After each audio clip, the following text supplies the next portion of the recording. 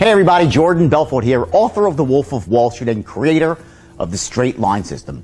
And I want to welcome you to this webinar. And I want to tell you flat out, because I'm the kind of guy that cuts right to the chase, who this webinar is for and who it's not for. It is for entrepreneurs, business owners, salespeople of all types, whether you're selling the tangible, the intangible, whether you're selling online or offline, if you're a marketer, if you're a so-called expert, okay, who sells your services as a consultant.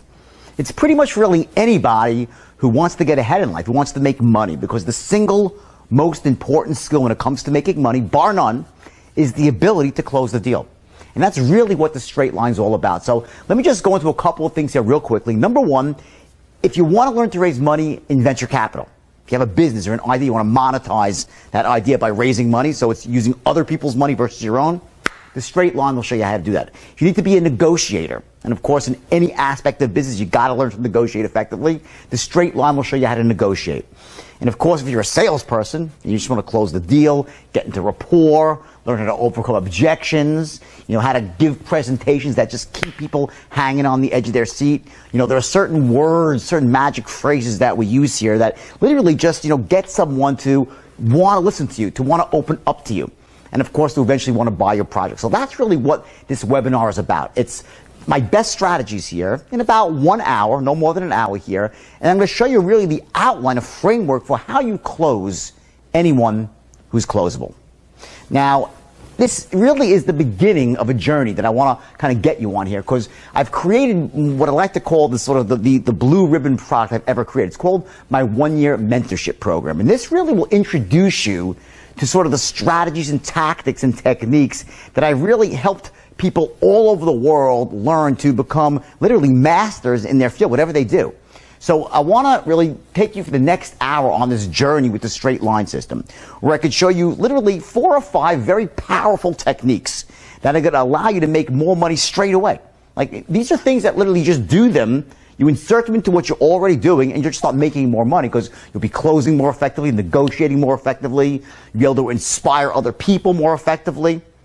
So the straight line system, it really cuts through to all aspects of business, of performance, and really allowing you to be the best you can possibly be. And I'm sure you know my story. My story is, you know, really well known. There's a movie coming out, you know, next couple of months about it. So I'm not going to belabor you with, you know, trying to tell you that I have authority over this subject. I invented the straight line back in 1988, and I used it to build basically the most effective sales force in Wall Street history. Since then, the straight line has been used all over the world in virtually every industry imaginable. I've created, you know, countless, tens of thousands of millionaires, million-dollar producers with the straight line system.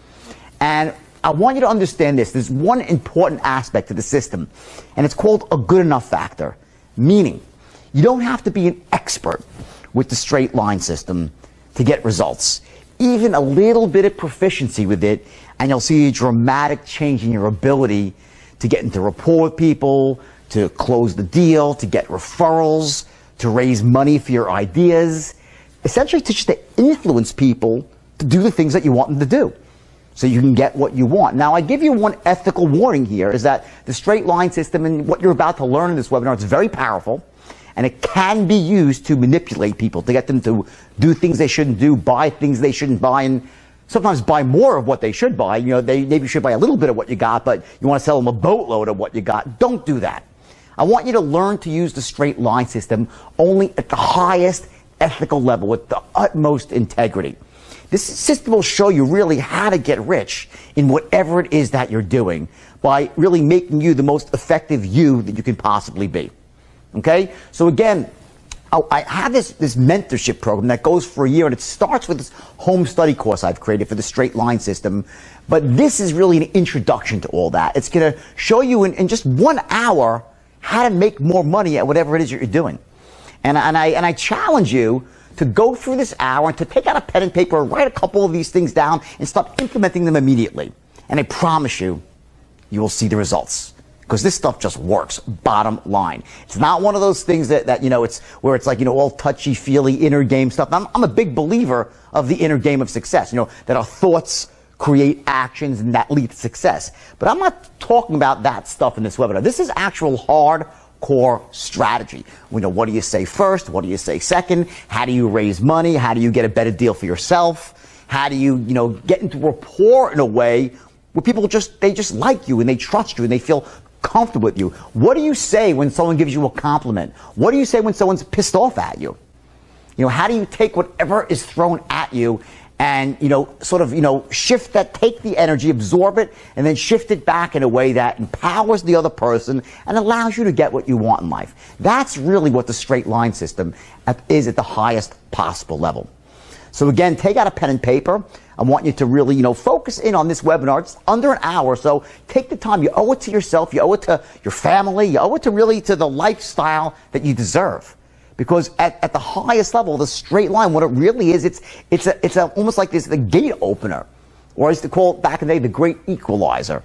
It sort of puts you on equal footing with people that have more money than you, because it shows you how to raise money. People that might have, maybe more experience, because it shows you how to position yourself as an expert, be perceived as an expert. This is the great equalizer, this system. So again, I challenge you, watch this, take out your pen and paper, and start using this stuff immediately. And I promise you, you will see a massive, massive result. Talk again soon. Hello, I'm Leonardo DiCaprio, and some of you may know that I'll be playing Jordan Belfort in the new film, Wolf of Wall Street. What separates Jordan's story from others like it is the brutal honesty in which he talks about the mistakes that he's made in his life. I've been in his company many times, but there is nothing quite like Jordan's public speaking and his ability to train and empower young entrepreneurs. Jordan stands as a shining example of the transformative qualities of ambition and hard work, and in that regard, he is a true motivator.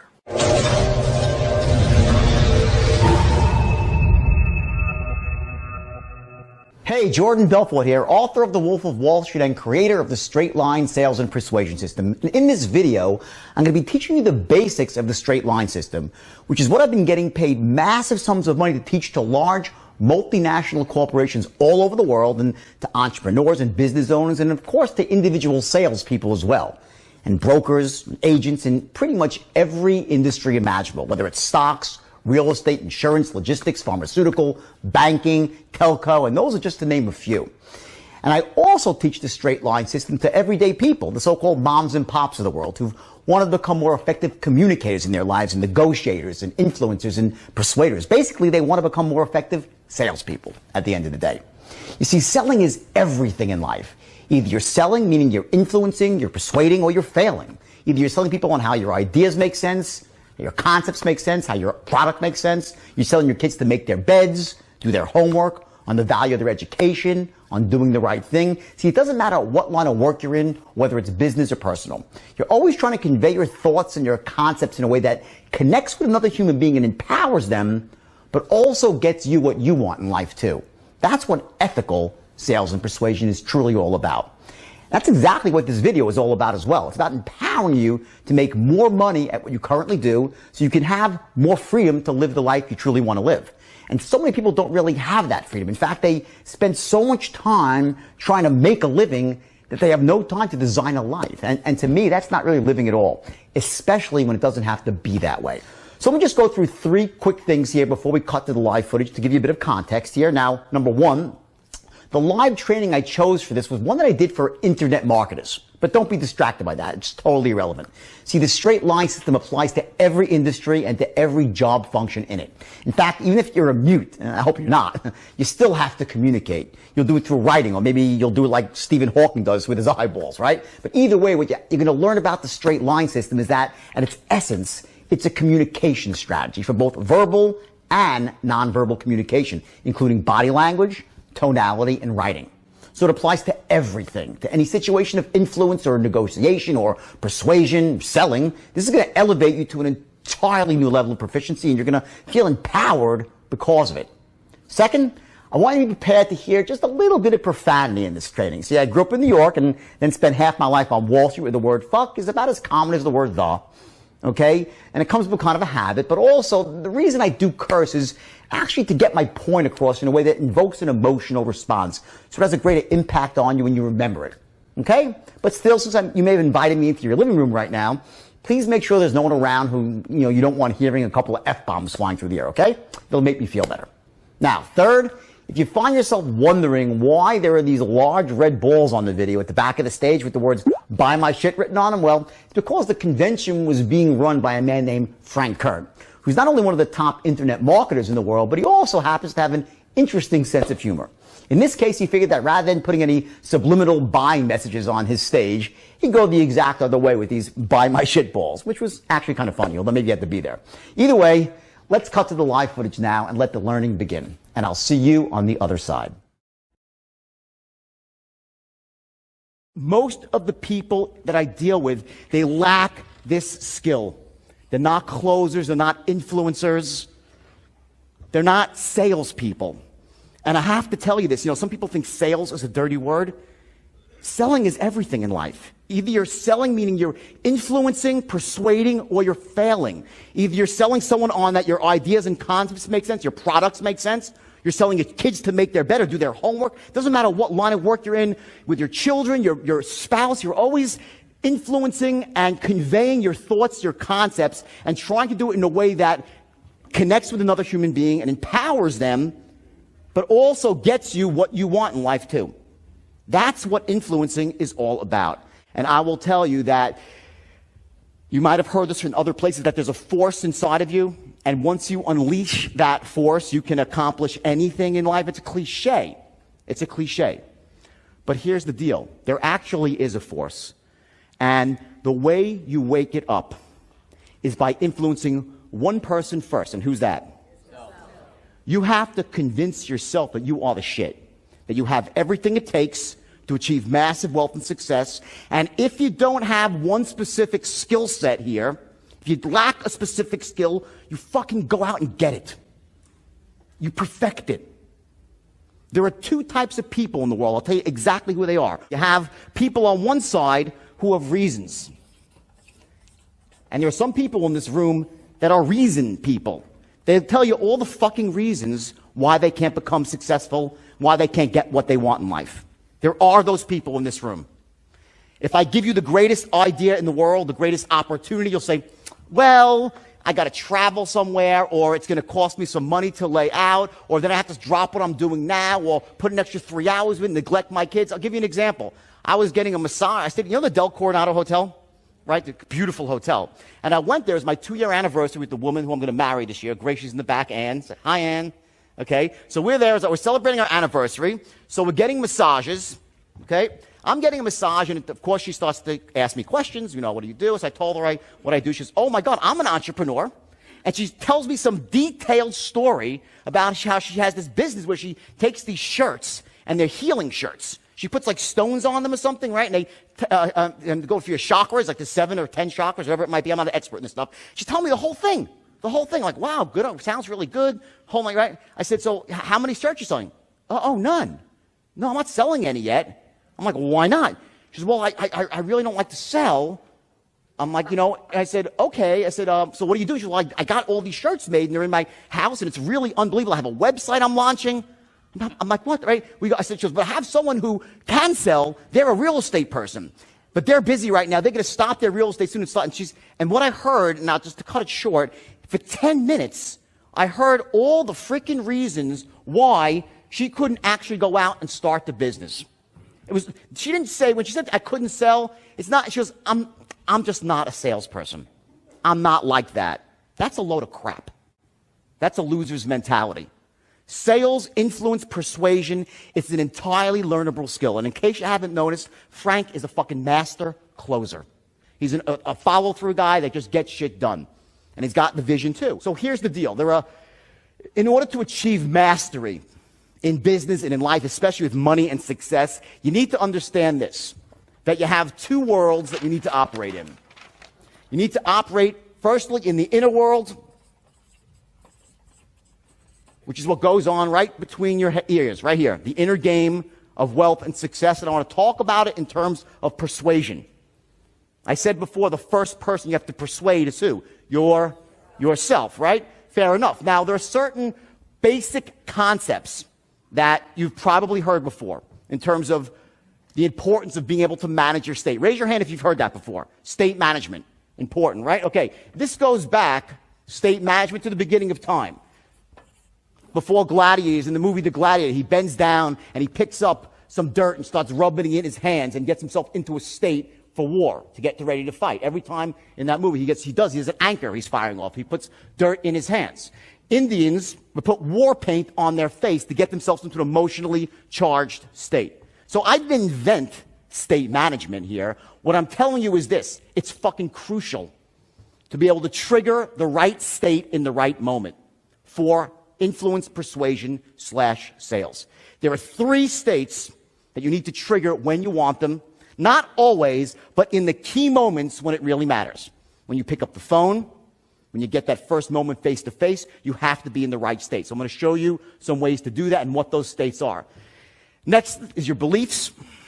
Also, something, of course, we've heard before. Basically that, we are the sum of our beliefs about what the world is, how we operate in the world. And I look at beliefs like this. We have, of course, the empowering beliefs that lead us to wealth and success. And we have the disempowering beliefs that lead us to poverty, misery, and failure. We all have limiting beliefs which hurt us. And in the end of the day, you're always held down by your lowest level limiting belief. It's the one that's at the bottom that stops you. Imagine a Ferrari. You have a Ferrari. It's a beautiful, like Frank's beautiful, it's a red Ferrari, right, Frank? It's a beautiful red Ferrari, right? So it has this beautiful chassis, this 455 horsepower engine, 12 cylinders, 4 valves per, capable of 300 miles an hour. Who knows how many miles an hour it can go, right? But if there's a governor on the engine stopping the flow of gas, it's not going over 55. That's what a limiting belief does for you, or does to you. It stops you from charging forward when you should, and causes you to slide backwards and move backwards when you shouldn't. There are 3 core beliefs, 3 of them, that you need to have as an entrepreneur. If you have the opposite, which would be the limiting form of that belief, you're fucked. No offense, you just are. Because you will end up charging away when you should plow forward, and you won't move forward when you should. You'll sit there in a box and say, what the hell? You'll be nervous, and I'll get to that, what those beliefs are. I don't have time for all of them. I'll get to at least one of them and show you how to break it right here in this room. So that's our beliefs. Next, we have what's called your thermostat, or your standards in life. Thermostat or your standards. And your standards, who's heard of this? Raise your hand if you heard of it. Say aye. Aye. Great. Very basic concept here, but what I want to do now is take these things to a new level and apply them directly for persuasion. How you use this shit to actually become the best persuader you can possibly be. So we have this issue of standards, your thermostat, where it is that you feel comfortable in life, especially financially. Everybody has a different level. Me, it's very, very high. As you know from my book, if I'm not making 8, 10 million a year, I'm saying I'm fucking not, I'm desperate what I do. I'm running 1,000 miles an hour to get to that $10 million a year mark. That's it. Other people say, what are you, crazy? If I had $500,000 a year, I'd be thrilled. So what your standards are, essentially, are the things that you must have in life. So financial standard would be a certain amount of money. An emotional standard might be a certain amount of peace in your life, a relationship with another person, whatever it might be. And there are people with, again, high standards and people with very low standards. The beauty of this room is the fact that you're sitting here means that you already have your standards at almost, if not the highest level. So typically it's not what's holding people in this room back. Other rooms, different. You have high standards. What's holding you back from getting what you want in life is other things. But we're going to hit on standards anyway because I want you to understand the power of it and to make sure that if you ever see yourself sliding back down and dropping your standards for any reason at all, how devastating that could be to you going forward. Because here's what happens. We have a thermostat, right? And it's set for a certain amount of money. Let's say it's for $1 million a year. And if you go on for a long time and that's your thermostat, 1 million, but you can't hit it. Because let's say you're missing something on the you're the worst. As Frank said, you can't sell your way out of a paper bag, so you can't get to this point. After a while, your brain starts saying, fuck this. This just hurts too much. And you lower your standards. You say, I'll be happy with making $200,000 a year. So you lower your standards, and all of a sudden, if that doesn't work, you lower them again and again. And before you know it, you're operating like one of these people who's no longer an entrepreneur, but's ready to go work for a fucking paycheck for $40,000 a year and work 40 hours a week, which is fucking insanity to me. That's the danger of dipping your standards even a little bit, because you never know when disaster is going to strike. This shit happens in life, right? You're walking along the street, bam, you get hit between the eyes with a lump of shit. right? It just happens. And if you're one of those people that's going to say, fuck it, I might as well just settle for less, you're done. So you have your standards. Next thing, and the last thing on the inner world I want to focus on here is actually focus.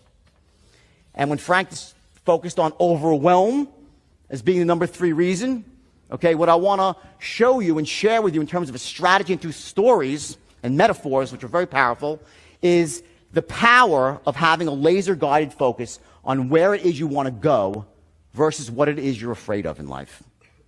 Focusing on where you want to go versus what you're afraid of. Because you end up going where you focus. So many people, it's called living in the problem versus the solution. So we're going to go into that in intimate detail. Now, let's go to the outer world, okay? And these are actually your strategies for influence, sales, and persuasion. Okay, and this is actually, it's the outer world, okay? Put it on top. And in the outer world, you have sales/persuasion, influence, right? You have marketing, which is offline and online. Both, by the way, if you can't just be an online marketer without paying any attention to the real world, what's going on outside the internet, right? And lastly, I want to talk about entrepreneurship. These are actually the skills and the strategies that you need to leverage from being a single-man shop, doing everything yourself, or working with just 1 or 2 other assistants and outsourcing. How do you actually take what you have once it starts to work and literally hit it out of the park? And lastly, and I don't have time for it today, one thing I do talk about also is something called MSIs, and these are multiple streams of income. After you become wealthy, this is part of an overall formula for big wealth. Not just a few, but for 10, 20, 30, $50 million, is that once you start making money in your core business on the internet, you want to then start diversifying and leveraging in real estate and other multiple streams of income. So we'll get to that. If I can touch on it, if I have time for it, we'll see. So those are the goals for today. And rather than telling this to you in a very dry way, informationally, I'm going to give you the lessons by telling you the story of my life. And but I'm going to tell the story of my life in a very specific way. So the lessons are there, and I'll point them out as we move along, and I'll save some good ones for when we sum it all up at the end. So the bottom line is this. You've read my book. You know I've had pretty much the most insane life on the planet, right? Yes. You got it. I know. Still alive, right? Which is a miracle unto itself, by the way. Okay? And I'm sober for 13 years, believe it or not. Okay? I actually had one misstep on the entrepreneurial path to success, and I, believe it or not, spent 1 day in dental school. Are there any dentists in the room? Right? Who the fuck would want to be a dentist, right? I mean, it's the worst fucking job. Put your hands in people. It's disgusting, right? But here's why. I'll tell you why I became a dentist. It's really simple. It's freaking this. We could always trace back the problems, the mistakes, and our successes to our beliefs. My mom, wonderful woman that she is, she's still alive. When I was 2 years old, sitting in the high chair, right, she'd be spoon-feeding me applesauce, and as the applesauce was going in, she'd be, the only noble way to be wealthy is to be a doctor. You got to be a doctor. My mom's Jewish. You got to be a doctor. So I'm like, oh, you got to be a... So it's like fucking hypnosis, right? So it's true, right? So anyway, so my mother... I gotta get off the stage. So my mother, right, because it's a big room. So my mom keeps hypnotizing me with the fucking applesauce, right? So now I graduate from college, and if you would have said to me when I was 21 years old, what do you want to be? I'd say rich. I didn't know what I really wanted. I wanted to be rich. It was about money. So I had that voice in the back of my head that we all have, and it was saying, the only noble way to get wealthy is to be a doctor. You gotta be a doctor. So I said, well, I'm not gonna be a fucking doctor. That's 14 more years of school, and I want to be rich now. I said, but maybe a dentist will be great, because there's only 4 more years of school, right? And that'll be Dr. Belfort, so my mom will still be happy. Dentists make a fortune anyway, right? So the whole world will be perfect. It'll be Dr. Belfort, I'll be rich, and the world will be perfect as it should be. So I actually applied to dental school. I was a good student. I got into dental school, right? And here's what happens. It was another pivotal moment in my life. My first day of dental school, there's an orientation. And I sit in the rooms at 105 dental students in an auditorium. So I'm looking around like, I'm sitting, I'm sizing up the competition. Okay, looks pretty good, right? And the dean stands up on stage, and he's this white-haired guy. He had a white jacket on, looking very dental and everything, right? Like a real dentist type, white hair, okay? He's like, welcome you all to the Baltimore College of Dental Surgery. You should be very proud to have come this far in your career, and you're going to be a pillar of the community. And he starts saying all this sort of stuff. I'm like, okay. And I'm looking around, looks pretty good. And then he says, let me say this. The golden age of dentistry is over. He goes, if you're here to make a lot of money, you're probably in the wrong place. I'm like, what the fuck? I'm in the wrong place. And I got up, I hightailed at the first day. I walked, excuse me, I freaking got kids. I was looking. Then, not to belabor the point, then I did something that no one would ever forget in this dental school. I'm sure it never happened before or after, as I actually auctioned off my dental equipment. I bought, because I had to buy all this like $5,000 of shit before I actually signed up for dental school, right? That drills and this and wow. I'm like holding an auction in the school, just getting rid of the stuff, right? So, I didn't tell my mother, though, that I quit, because how could I tell my mom? I felt compelled to lie. I owed it to her, I thought, right? So she's like, how's school? Oh, it's great. For like 3 months, I hid down in Maryland because I couldn't break the news to my mom that I was not going to be a doctor, right? Finally, the money ran out. I had to get real with my life, so I went back up to New York, and I sat down, and I told my parents for the first time what my career was going to be, and it literally blew them away. I'll tell you what it was. I said to them, I want to be, which for them is one of the most evil words in the world, okay? It's why they never had any money in their lives, but it was the evil word, and I threw the S word at them. I said, I'm going to be a salesman, which for my parents was synonymous with 2 words, slime and bucket. I still have distinct memories. Anyone my age, I'm in my 40s here, remember the filler brush man? Right, my wife, a fucking filler brush man is here. I can't believe, don't trust the salesman. Get it? Right? I always had that belief not to trust the salesman. My mom was 5 years old, I got it. And we're going to discuss that in detail, why some of you are having problems persuading, influencing, and closing. And I'm going to show you some very powerful, some very simple ways that you can dramatically ramp up your closing rate by confronting that belief in an elegant way about not to trust, in a way that empowers people, and also with the understanding that you would only do this ethically. Because this system here that I'm going to share with you, it's called the straight line system. And in fact, signature scene of the movie is this moment when I actually stumble upon this idea, system, the straight line system. And you see DiCaprio do it as me. And it's really cool. I mean, it's really written well. I didn't write the script. It was written by a guy named Terry Winter, who's the writer for The Sopranos. He wrote the script. It's a beautiful scene. And what it is, it's the moment when I stumble upon the straight line and I realize I have to retrain everyone in my office. So here's what I did. And I'll explain to you exactly what it's all about and give you the basics of the straight line. I can't give you all of it now, not because I don't want to, because we'll have to go to 7 or 8 o'clock at night and Frank will kill me. But let me give you as much as I can, okay, and show you how you can apply this to your business without even knowing it. Just a little bit of it, 2% of it, will allow you to start becoming more effective at persuading people. So here's the deal. That moment when I realized I had to retrain everybody, I said, everyone put down, we cursed a lot. I said, put down the fucking phones. Put down the fucking phones, everybody. I had them put down their phones, all right? I want you to take every piece of paper on your desk and throw it in the fucking garbage. Rip it up. We start from scratch. Everything you've learned, everything you know up to this point, I want you to forget everything you're about to relearn, everything from the time you were this big about language, communication, and something happened to me. And I popped into a state of such certainty where I was channeling. I believed that I was really channeling stuff from somewhere else, because I started having access to knowledge. Who's read the Think and Grow Rich? Anybody here? Which is, if you haven't read it, read it. It's by Napoleon Hill. It's a fabulous book. It's one of the first, I think it's the first book I read on wealth and success. Changed my life in many, many ways. Okay, an amazing book. And they talk about this, the universal force, and it sounds kind of kooky, come on, it's all bullshit, right? But something happens in some moments in your life, and whatever it is, you're able to access sort of this higher intelligence within yourself and channel. And words started coming out of my own mouth, and I didn't even know what was going on. So I started teaching these guys the straight line system. And I'll show you visually what the straight line is.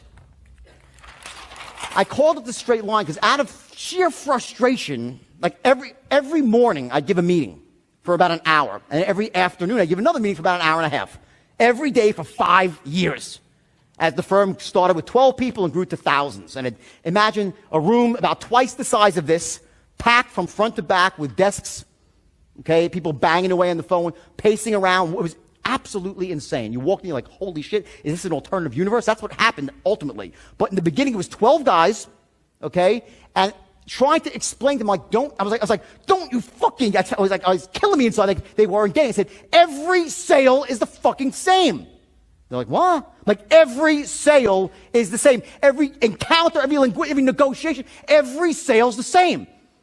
I'm like, watch, it's a fucking straight line. Here's your open here. And I was like, that's how frustrating. I was like, here's the open, here's the close, right? Now, this is going to be every sale. They'll try to go off the line, right? They'll here and here, below and above, right? These are the boundaries.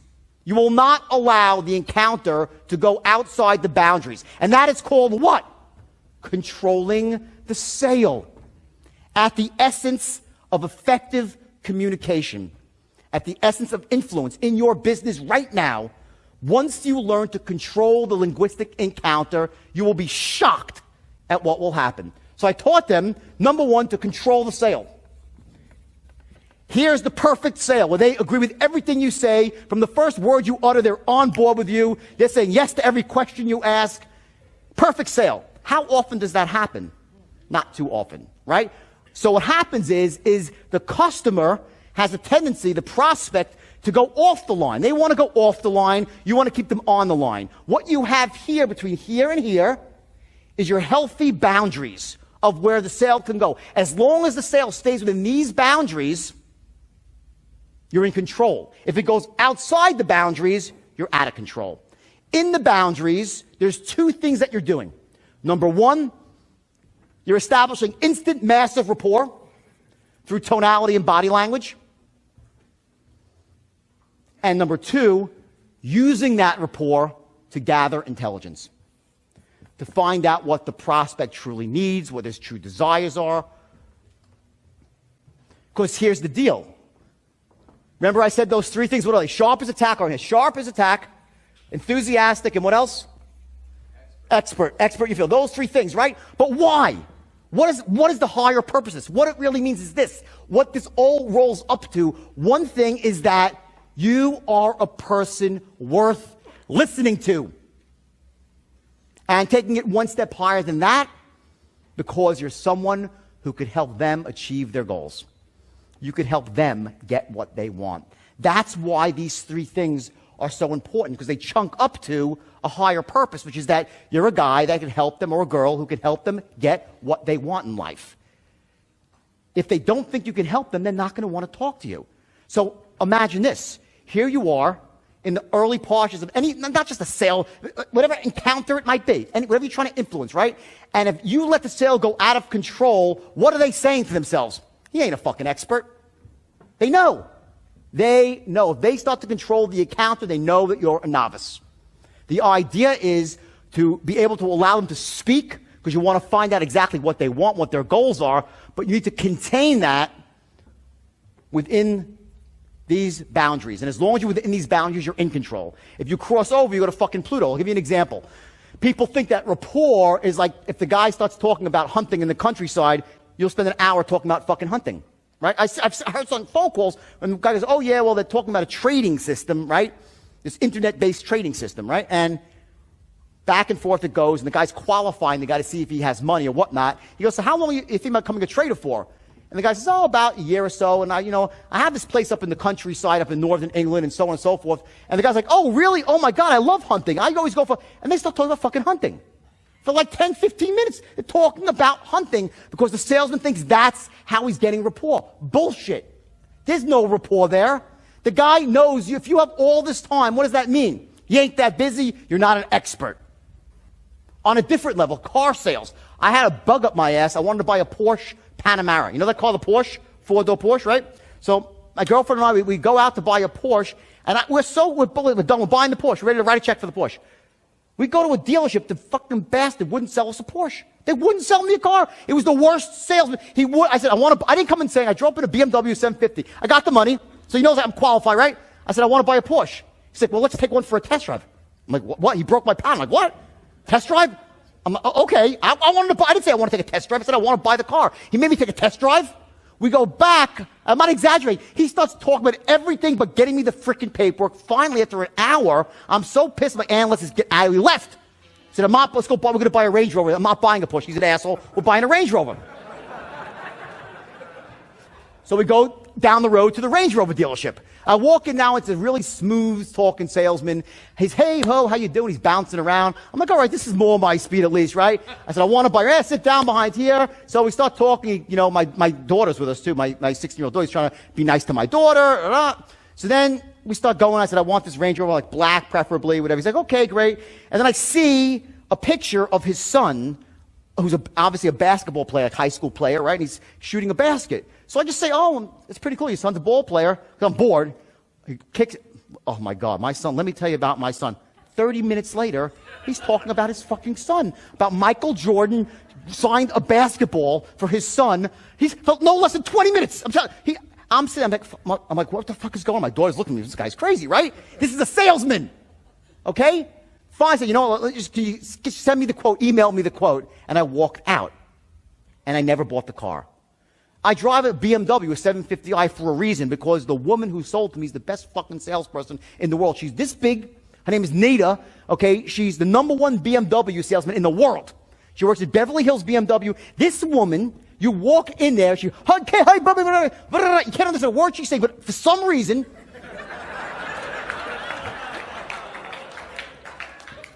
she comes off sharp as a tack, enthusiastic as hell, Anna, unbelievable, right? Am I telling the truth? It's ridiculous, okay?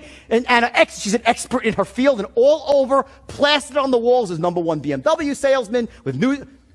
I'm like, I have a car with her. She tells me what car I should have, what the color should be, and I drive away with it. Hello? That's rapport. And somehow, and I'm sure how, but not sure, unconsciously, I know I like her because through tonality and body language, she fucking hooked me. But it happened on an unconscious level. If I trace back her words, I can't find one word she said that was so compelling. Remember I said I couldn't understand a word she said? She's, you know, she talked about this one, she name dropped some stars, named the whole thing, right? But somehow, in my heart of hearts, I said, you know what? She cares. She's damn sure is an expert in her field. She's sharp as a tack, and she's so enthusiastic, so it must be great. See, the reason when you say you're enthusiastic, why is that important? Because it must be great. If you call someone, hey, I got this really good product for you, got a minute? They know. In their gut, they know. Okay? Yet if you listen to 9 out of 10 people try to talk on the phone and influence, they will influence at a low level. I'll give you another life story here, which is very appropriate. I made the fatal mistake once of trying to get life insurance, on the internet. You guys love this, okay? And in fact, one of the guys that used to work for me, and I trained as a broker in influence, now is like the largest internet insurance company, I think, in the United States, because of the skill of persuasion. He was able to take this, it's a great, amazing story.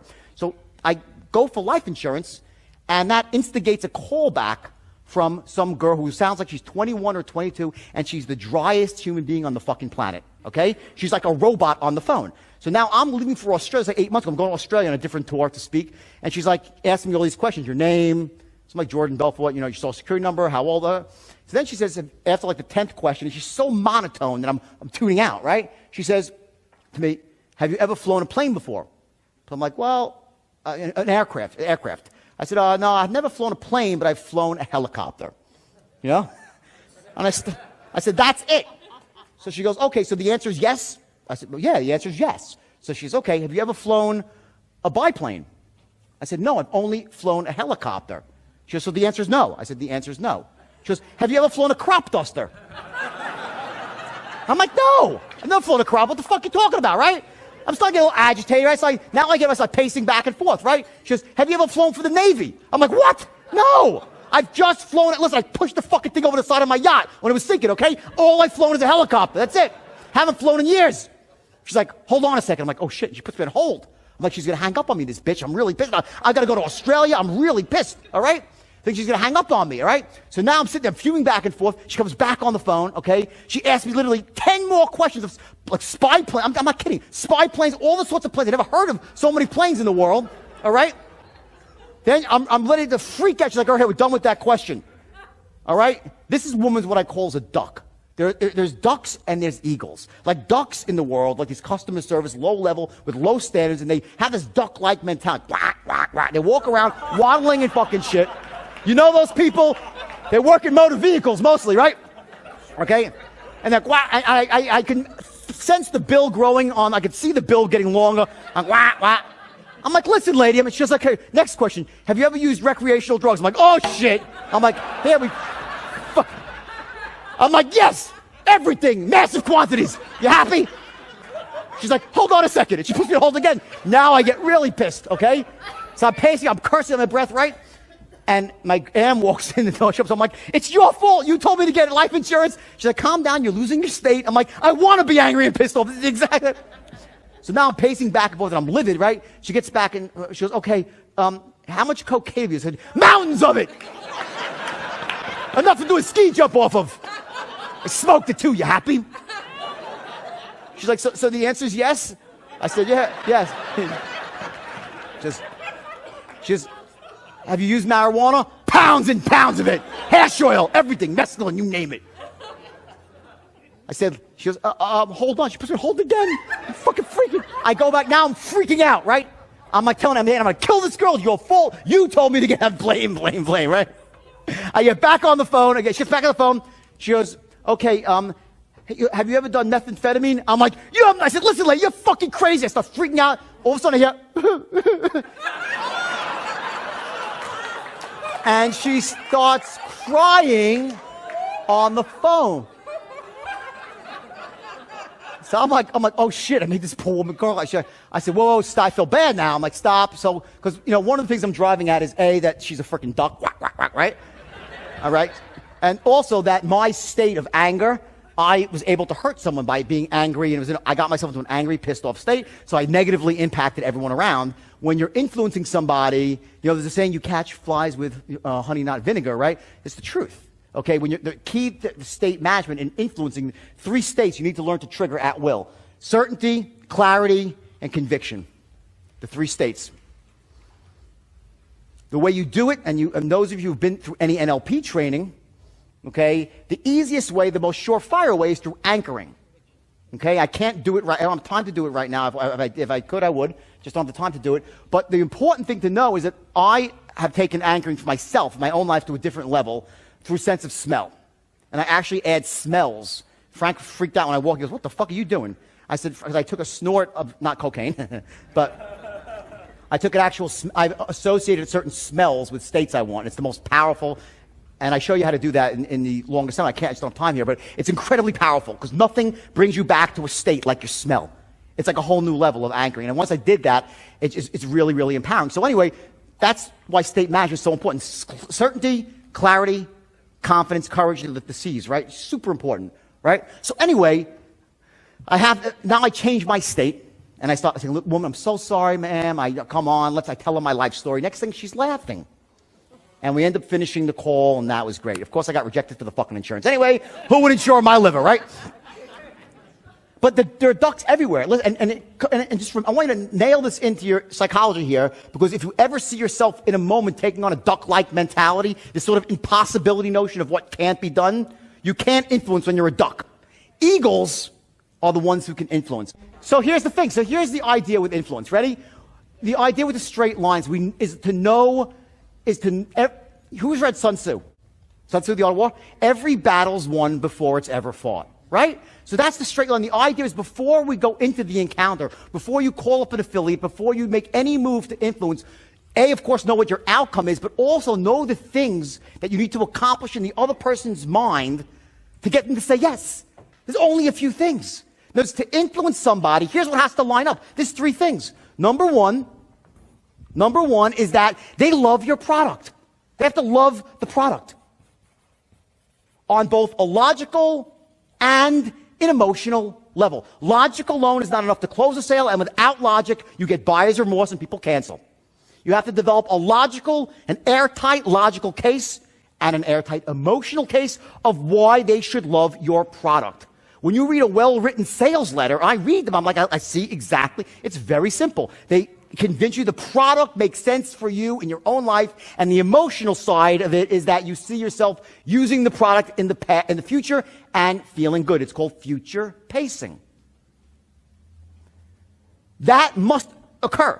at some point, if you want to close someone, the people buy shit they don't really like. Well, they think they do with buyers. They think they like it emotionally, but they really don't. And they cancel. Well, you get complaints. But this has to line up. The second thing that has to occur, they have to trust and connect with you on unconscious and conscious level, emotionally and logically. They have to connect and trust you. And 3 is trust and connect with your company, who's behind you, whoever's affiliated with you. The idea of the straight line, and it's elementally simple. It takes a little work to master it. A few days, that's it. And then just being and making some mistakes out there in the beginning, you're still going to increase, like I said, the company, they dramatically increase their close rate. I mean, quick. But once you get elegant at this, it's ridiculous. You can, and I stop, ethical sidebar here. I used this, okay, and it was so effective that I took these like 19-year-old kids and then made them multimillionaires, and they would get a businessman to send in $4 million for a stock they shouldn't buy. Millions and millions of dollars. Because with the system, when you fully understand the system and can use it, you can get people to buy things they shouldn't buy, to do things they shouldn't do, to take actions they shouldn't take. And I caution you now that I will show you I'll give you everything, the keys to the kingdom. But please, for your own sake, is only use this system to influence people that should be influenced. The idea is to have ethics and integrity in what you do, to help people to take actions they should be taking, to overcome obstacles that stop them from taking action, that stop them from making good decisions, using the straight line to help people break down the barriers that stop them from taking good decisions. There are so many people, my mom said to me, don't trust the fill a brush salesman. There's people walking around with a lot worse than that in this world, and they have these limiting beliefs about buying, and because they're there, they don't take action. They live in a fucking box and have nothing in life. They live in poverty, they live in negativity, they live in averageism. They don't live empowered lives. The idea, when you're using this beautifully and elegantly, is to help those people get the things they need by number one, developing these airtight cases of loving the product, trusting you in the company, trust your company, and get that corralled in a single moment in time. In a single moment in time. I can get you to a level of certainty right now. How many are pretty certain that my system's pretty good? Right. Cool. Tomorrow you won't be certain. Not because of anything I did wrong, or it's less true or not true. All is that we, as human beings, we fall off a level of certainty. You follow what I'm saying here? You're certain for a second, because it makes perfect sense to you, right? You're certain. It will start to deteriorate just naturally over time. You don't stay as certain about something until it happens again and again and again, and then it becomes a conviction, and you're always certain about it, right? But there's a process of convincing. What happens very often in a situation is you might have created 2 of the 3 10s. When I say the 10s, let me say backtrack. In other words, the idea is if 1 is uncertainty and 10 is certainty, if you get someone to a level of certainty that they love it, they're certain they love it, they're certain you're trustworthy and likable, they're certain that your company is going to stand behind it, has integrity. If those 3 10s exist in a moment in time, boom, you got an excellent shot of closing them. If you don't close them, there's a reason why. It's because they have a limiting buying belief. So then what we do in the straight line is we know that, because we know before the battle starts, we know what's going on here. We realize if we get someone to a 10, you know how you do it. You'll know when you have them, because you can hear in their language tones, right? So if you get someone to the 3 10s and they're still not buying, you know it's a buying belief that's holding them back. Or they don't have the money. Get it? Now, the idea with the money, I want to go off topic here, but the idea is to qualify that out earlier on. I'm just giving you the short story here. So they would be out of the system before in the straight line. You don't pitch people. You don't speak with people who are unqualified, right? So anyway, you get someone to 3 10s and they don't buy, or they don't go for, let's say you're trying to get a deal with an affiliate, right? You're trying to set up an affiliate for your what's your name? Walter. Walter's trying to put an affiliate, right? And he's pitched his heart out to the guy. The guy loves what Walter has to sell. He thinks Walter's going to be a big star in the industry. He knows that in the past, whatever company Walter represents, its integrity, everything sounds great, and the guy's still not buying. There's something holding the guy back, and it's typically a buying belief about doing business when he doesn't know and not trusting them, having a worse downside than upside. There's something, a belief holding them back. So what we do is once we establish the 3 10s, we then go through a process called looping. And we use very simple language patterns that any 6-year-old, this is so easy, people. It's really easy. You use and it had to be easy because my people were not like super salespeople. You use basic language patterns to loop around to crack people's limiting buying beliefs in the moment, realizing that certainty wanes after a minute or two, and bring them back up to a level of certainty again. When I say loop, you have to loop and go back to develop the 310s once more, and then boom, people start to buy. That's the short story here of how you can influence anybody who is closable, to want to be your partner, to want to be in business with you. To start off, number one, remember, what's the first thing I said? People don't invest their time and money with you and want to be partners with you because you have a goal. What do you need? A vision, right? So this in a vacuum is not as powerful as when you add on the big V into the equation. You become a fucking visionary. And don't tell me, oh, I'm not fuck you are. You're all visionaries. That's what? A reason, right? If you say, I'm not a visionary, that's a load of crap. Every one of you is capable of being a visionary. It's not some little thing that's reserved for the select few. Every one of you is capable of being a visionary. You have to ignite it in yourself. And what happens with the straight line, and I'll tell you what happened with my firm now, is once I taught this to these kids, okay, it ignited a force in them, because when you have this ability, it's almost like it wakes up something inside you, because what changes is not only your ability to influence other people, but to influence who? Yourself. You start feeling completely different about yourself. And these kids went out there and they raised their standards. I would give meetings every single day. And I cracked their limiting beliefs. They would come in, their parents never told them to be rich, right? They thought they'd be working in 7-Eleven, these kids. I would say, the moment you walk through this door and you sit down behind this desk and you say the words I teach you, everything in the past falls off. You become as powerful as the most powerful CEO in America. If you pick up that phone, it's a weapon. You're a terrorist. And then I went wild, okay? And I said some stuff I shouldn't have said. But the point is that the point is I'm a little bit older and wiser now, okay? But what I did is, the first thing I did is I cracked their limiting beliefs. And these kids went out there and achieved things, and I inserted what was called a motivation strategy, which I do now more elegantly, and I know it. I didn't unconsciously. I showed them how to motivate themselves using anchors like pain and pleasure. And we've all heard of that before, but I took it to a much higher level. I did it at a much higher level, and boom, it worked. So real quick here, everyone get a lot of value out of this today? Everyone like it?